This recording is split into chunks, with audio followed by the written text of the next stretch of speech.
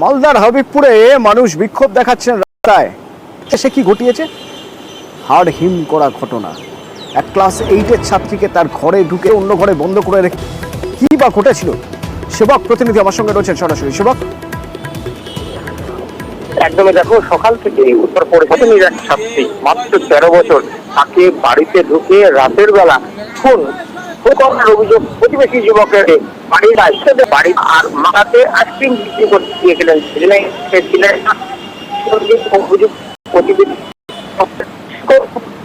ঘরে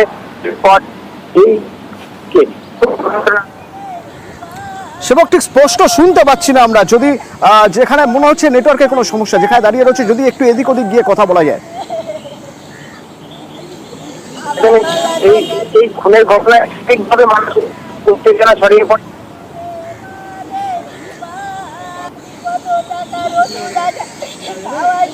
না, স্পষ্ট শোনা যাচ্ছে না কথা এখনো পর্যন্ত। যা খবর তাতে বাড়িতে মা বাবা ছিল না সেই সময় হামলা এক প্রতিবেশী।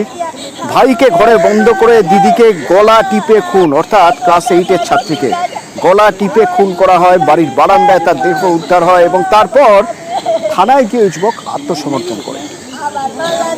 14 বছরের মেয়ে হলো, প্রাইভেট স্কুলে পড়তো, ঘরে ছিল আর ভাই বোন ছিল। তবু ওকে ওর ভাইকে শিকলি লাগিয়ে দিয়ে ওর বোনকে ঘর থেকে টেনে খুন করে ফেলেছে। কোথায়? আমাদের বারান্দাতে মুখে চাপা দিয়ে হোক আর যে করে খুন করে ওকে মেরেছে। ওদের জন্য পুরার জন্য শাস্তি হয়, ফাঁসির জন্য হয়।